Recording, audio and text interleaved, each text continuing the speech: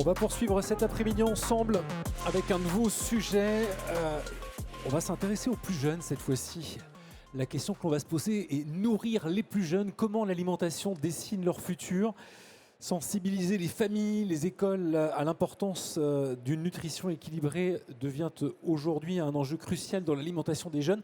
Mais cette alimentation fonctionne-t-elle vraiment et façonne-t-elle vraiment leur avenir? Comment faire découvrir de nouvelles saveurs aux enfants tout en prenant soin de leur développement? Ce sont quelques-unes des questions que nous allons poser à nos deux intervenants que je vous demande, s'il vous plaît, d'accueillir chaleureusement. Régis Marcon, chef étoilé, propriétaire des maisons Marcon à Saint-Bonnet-le-Froid, et Sylvain Ange, vice-président du comité Interfel Région Auvergne-Rhône-Alpes. Sous vos applaudissements, s'il vous plaît.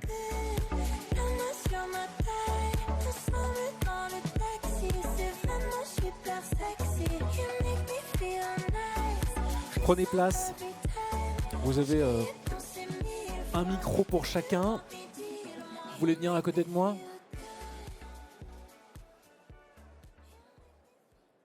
Vous allez sortir les... On va en parler plus tard, mais... Oui.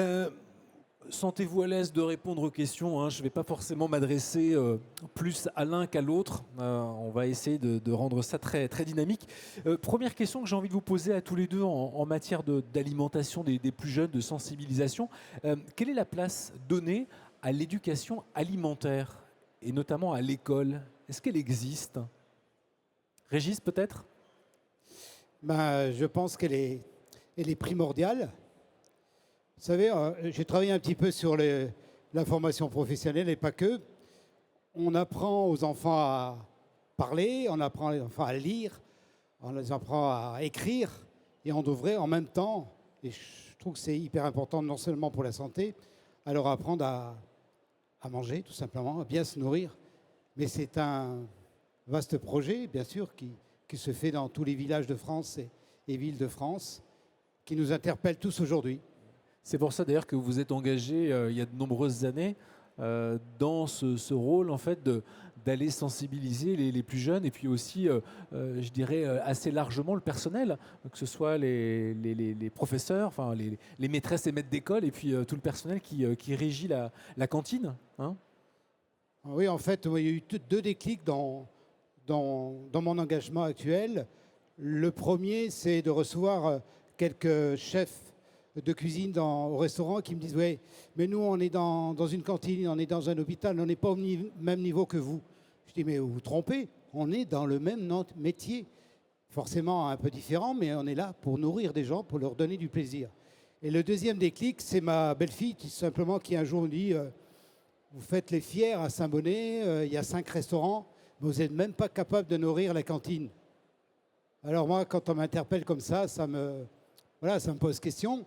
Et du jour au lendemain, on s'est dit, pourquoi pas? On ne l'a pas envisagé, mais pourquoi pas nourrir les enfants? Et à partir de là, plein de choses se passent dans notre vie quotidienne. De nourrir des enfants, on s'aperçoit que, on le sait que c'est important de nourrir les enfants, mais on est vraiment au cœur de ce qu'est l'alimentation du plus jeune âge. Et maintenant, ça va bientôt faire presque 5 ans, on s'aperçoit, parce qu'en fait, c'est des opérations un peu pilotes, il n'y a pas que moi qui le fais, heureusement, mais on s'aperçoit qu'apprendre aux enfants, ce n'est pas que leur dire « tiens, il faut finir dans l'assiette, etc. » Mais tout le travail en amont, de présenter les produits, de faire des ateliers, ça paye. Ça paye parce qu'on voit leur comportement par rapport à ce qu'ils mangent qui change, qui est différent. Et ils s'accaparent cette nourriture. Plutôt que dire « je mange parce que le chef m'a dit de manger, je mange parce qu'on m'oblige à manger », non.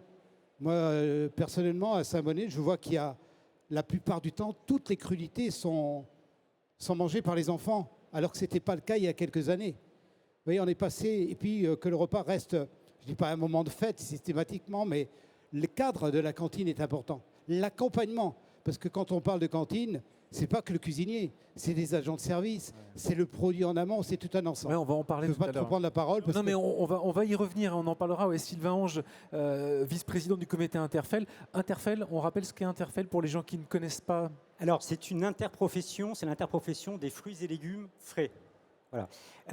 On est présent sur le territoire évidemment et sur la région, on a un comité régional qui est là. Et en fait, une des missions principales, c'est de favoriser la consommation de fruits et légumes frais, avec une action toute particulière auprès des plus jeunes. Vous avez vous aussi constaté qu'il y avait une sorte de vide, qu'on ne les initiait pas beaucoup finalement? Alors, il y a une mission évidemment qui est portée par celle des parents, évidemment, et c'est comment on les aide, alors les parents et côté éducation, comment on peut les accompagner pour favoriser cette consommation. Juste un chiffre, c'est qu'on estime que seulement 10% des enfants consomment la bonne norme de fruits et légumes dans le cadre de la recommandation du Programme national nutrition santé. Seulement 10%. C'est-à-dire qu'on a un travail colossal et c'est un enjeu de santé, évidemment. Simplement, quand on parle de santé aux enfants, ça ne marche pas. Alors, on peut même se le dire, ça ne marche pas très bien avec les adultes non plus. Et tout l'enjeu, c'est comment, et en fait je rejoins Régis pleinement, dans la stratégie, c'est comment on met du plaisir, on met du toucher, du goût, pour rendre le fruits et légumes attractif et embarquer les enfants. Quel serait normalement, je dirais, le taux de fruits et légumes que devrait consommer un enfant? Tout le monde connaît les... non, c'est 5 fruits et légumes. 5 fruits et légumes? Assurez-moi, tout le monde connaît ça. Ouais.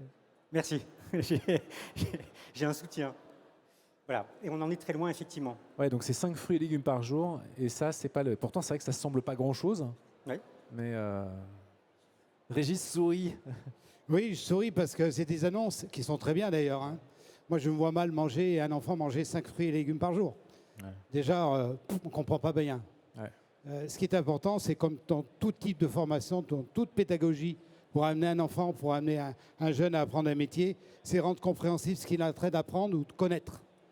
Et le fruit et légumes fait partie de, je dirais, de se pas délaisser, mais on sait que l'enfant mange par nature plus difficilement légumes et fruits. Et ce qu'il faut leur faire comprendre, c'est que ce sont des fibres, ce sont des vitamines. Alors moi, j'ai un procédé très simple. Quand on fait des ateliers tous les 15 jours, et toutes les semaines, on présente un produit. Déjà, c'est connaître le produit. Le dernier test qu'on a fait il y a 15 jours, sur 110 produits, ils en ont reconnu presque 100, 2. Ça veut dire qu'il y a eu un travail en amont qui fait qu'on sait ce qu'est qu'un avocat, qu'un chou, qu'un poireau, etc. C'est pas rien. Bon, ils sont dans le monde rural, ils le côtoient, c'est une chose. Mais après, je leur apprends à dessiner une voiture. C'est mon procédé, il vaut ce qu'il vaut. Je peux dessiner une voiture, je dis qu'est-ce qu'il faut dans une voiture? Il faut de l'essence, il faut la carrosserie, il faut la batterie, etc. Ce procédé qui fait que l'essence, c'est les glucides, hein, c'est les pâtes, c'est le pain, c'est tout ce qui est l'huile, tous les lipides, et bien entendu, la batterie, c'est tous les vitamines. Et je leur dis, les vitamines sont indispensables pour que le reste marche. C'est comme si vous démarrez votre voiture, s'il n'y a pas de démarreur, s'il n'y a pas la batterie, vous allez avoir la belle carrosserie, la plus belle voiture du monde, elle ne va pas démarrer. Donc il faut les vitamines. C'est ce procédé mémotechnique qui leur fait comprendre que je mange un fruit parce qu'il y a de la fibre, je mange un fruit parce que cette couleur, elle m'intéresse, je mange ce fruit parce qu'il va être une fibre qui va être intéressante. Ça va être mon apport vitaminique qui est important. Pas parce que Régis l'a dit, mais parce qu'on l'a compris ensemble. Vous voyez, parce qu'on le fait sous forme de jeu. Il dessine, il y a l'histoire aussi. Quand on découvre un produit, il y a l'origine du produit, il y a l'histoire, il y a les géographies, et tout qui rentre en ligne de compte. Ce sont les enfants de quel âge dont vous nous parlez? Alors nous, les enfants, c'est 4 à 12 ans. Okay. C'est facile pour moi, hein, parce que je ne me permettrai pas de donner des leçons aux chefs qui sont dans la collective, parce que quelquefois, c'est des quantités importantes. Nous, je dirais, c'est du sur-mesure. C'est 35 enfants. On a de quoi, on a notre jardin, on a tout ce qu'il faut. Donc, je dirais que c'est facile. Ouais. Mais puisque c'est facile, autant y aller à fond, quoi. Sylvain Ange, quelles sont vos démarches à Interfel pour aller à la rencontre de ce jeune public? Qu'est-ce que vous tentez de leur inculquer? Comment est-ce que vous leur faites découvrir tout ça? Alors, on utilise en fait différents leviers. On a évidemment des diététiciens sur le terrain, plus d'une trentaine, qui sillonnent et qui vont réaliser dans les écoles des ateliers de découverte. On va cuisiner, on va goûter, on va découvrir, parce qu'effectivement, dans le monde rural, je suis assez impressionné par le 102 légumes reconnus, parce que souvent on part de bien plus loin. Voilà, et c'est tout simplement de faire toucher, de faire goûter, de jouer, de décorer l'assiette aussi, de susciter l'intérêt. Voilà, donc ça c'est une action qu'on réalise sur le terrain de façon très concrète. Et j'en profite peut-être, mais dans les actions que porte et que relaie Interfel, il y a un programme qui est un programme important, qui est fruits et légumes à l'école. Alors, ça concerne la restauration collective. Je ne vais pas être très long, en fait, c'est un programme qui existe depuis quelques années. Pour les personnes qui font de la collectivité, enfin, qui sont issues de la collectivité, c'est un programme qui a été assez compliqué dans le passé, qui a été largement simplifié et qui permet de financer. Alors, en fonction de la modalité, je suis dans un collège, je suis dans une cantine scolaire, je suis dans un lycée, mais j'ai une aide, c'est un financement européen qui permet de prendre en charge tout ou partie du fruit ou du légume que je vais mettre en avant. Et c'est un super levier quand on a le cadre Egalim. Je pense que c'est clair pour tout le monde. Mais, et dans ce cadre-là, par exemple, vous décidez, vous avez envie d'aller chercher un produit sous signe de qualité, de travailler une pomme bio, eh bien, vous êtes accompagné pour la prise en charge de ce surcoût. Voilà. Donc le seul message, c'est que le programme est extrêmement simplifié. Interfel est présent sur le Sierra. On a mis en place un stand dédié pour que vous puissiez découvrir comment fonctionne ce programme. Adresse du stand? Ah. Hall 2. Ah bah c'est grand le hall 2. C'est tout ce que j'ai ici. J'ai des. Bah, il faut qu'on nous trouve ça, comme ça on va renseigner. C'est le F114. Voilà. C'est ça? Je le savais. Donc F114 Hall 2. Une question avant de repasser la parole à Régis Marcon. Les parents, parce que j'imagine que vous rencontrez des parents, c'est quoi leur approche des fruits et légumes? Parce que quand les enfants n'en mangent pas, parfois ça vient d'un peu plus haut. Alors vous avez tout à fait raison, et c'est pour ça qu'on essaye aussi, sur des événements grand public, on a un food truck qui sillonne la France, et on essaye d'embarquer parents et enfants. Là aussi, et toujours, on a des vélos à smoothie, par exemple. L'idée, c'est de rendre ludique l'approche fruits et légumes, de partager en famille. Et l'idée, c'est de réussir à passer le message pour que, quand on rentre chez soi, finalement, c'est de faciliter cette approche, de travailler, de cuisiner ou de manger le fruit ou le légume. Et vous avez le sentiment parfois d'éduquer un peu les deux, les enfants et les parents? Évidemment. Ouais. Et je crois. Est-ce qu'on fait un travail suffisant, tiens, alors je sors un tout petit peu du sujet un instant, sur la saisonnalité? Moi, quand je vois les gens faire leurs courses dans les supermarchés, je suis atterré. En fait, que là, maintenant, au mois de janvier, beaucoup de gens se disent, tiens, mais pourquoi ne pas manger une ratatouille avec des rayons entiers d'aubergines, de poivrons, rouges et jaunes, enfin... Je pense que c'est un sujet sur lequel on a fait beaucoup de chemin, et je dis collectivement. Alors, je suis aussi grossiste en fruits et légumes, et par exemple, la tomate en plein hiver, il y a encore 4 ans, c'était pas un sujet, c'était une évidence. Il fallait de la tomate. Et de plus en plus, auprès de mes clients, on dit OK, en fait, c'est pas de saison. On fait un petit pas. Voilà. Et dans le même temps, il y a un rapprochement et un attachement au territoire et à cette notion de local. Et c'est un peu la philosophie aussi du comité régional, hein, mais c'est aussi de réfléchir sur son territoire. Et Régis est un exemple abouti, j'allais dire, dans l'approche. C'est vrai qu'on mesure souvent que les chefs étoilés dont Régis fait partie sont sensibles à cela, à la production locale, au circuit court, à la saison. Est-ce que les chefs, Régis, est-ce que les cantiniers, cantinières, chefs de restauration collective sont aujourd'hui très bien sensibilisés à la saison? Et puis, deuxième question qui suit, est-ce qu'ils ont cette envie aussi de faire partager, d'éduquer les plus jeunes qui viennent à leur table? On leur demande beaucoup trop. C'est facile politiquement de dire on va faire des écoles de goût, c'est important, c'est bien, c'est pour les enfants, sauf que forcément il faut des moyens derrière, c'est une chose. Mais si on ne regarde pas les moyens, il faut des hommes. Ce qu'on fait à Saint-Bonnet, on ne peut pas le faire partout ailleurs parce que ça demande beaucoup de temps, ça demande d'être aussi un peu professionnel aussi. Mais c'est un engagement. Je crois que vraiment il faut. Moi, on travaille beaucoup sur le bénévolat. Dans mon programme, mon petit programme à Saint-Bonnet, est inclus bien sûr les parents, puisqu'on a 2 rencontres annuelles avec les nutritionnistes. C'est pas tant pour dire, c'est pour expliquer aux parents ce qu'on fait. C'est important qu'ils sachent comment on mange leurs enfants, pourquoi on fait telle ou telle chose. Ça, c'est la première. C'est un peu, je ne dis pas pour les éduquer, ce serait prétentieux, mais un peu, voilà. Moi, je ne fais pas du tout de pizza, de quiche ou autre, parce que je sais que c'est souvent un petit peu le quotidien de la maison. Donc je fais tout à fait autre chose. Ça, c'est le premier point. Le deuxième point, c'est l'accompagnement des enfants. C'est indispensable. Parce que chaque enfant est un individu bien différent, surtout à cet âge-là, avec des appétits différents, avec des appréhensions différentes, avec un parcours familial différent aussi. Nous, c'est presque individualisé tout ça. C'est les grands-mères qui s'en occupent. Parce que voilà, on en met très peu et on sert tout pas l'assiette. Avec un plat, on sert, et ça c'est important. Ils mettent leur couvert, ils sont acteurs de l'acte de manger. Vous voyez, on va assez loin là-dessus. Alors maintenant, pour parler des professionnels de la collective, c'est un sujet sur lequel je travaille déjà depuis quelques années parce que ça me perturbe, ça nous perturbe tous un peu. Je parlais de la réflexion de ces chefs. Ouais, mais on n'est pas du même niveau. Ça veut dire quoi? Ils ont leurs contraintes. Il y a la loi Progrim, l'obligation dans certaines cantines, le bio, etc. Ça fait beaucoup de choses pour un chef qui n'est pas toujours formé pour ça. Souvent, un chef de la collective vient du classique. Il est là parce que peut-être les horaires sont bien, il est là aussi par conviction. Moi, j'ai rencontré des chefs dans la France entière d'EHPAD, qui sont aussi dans les cantines, dans les hôpitaux, qui font un travail, mais vous n'imaginez pas le travail qu'ils font. Parce que c'est facile de dire, ma maman, mon parrain est à l'hôpital, mais qu'est-ce qu'on mange mal? On n'entend que ça.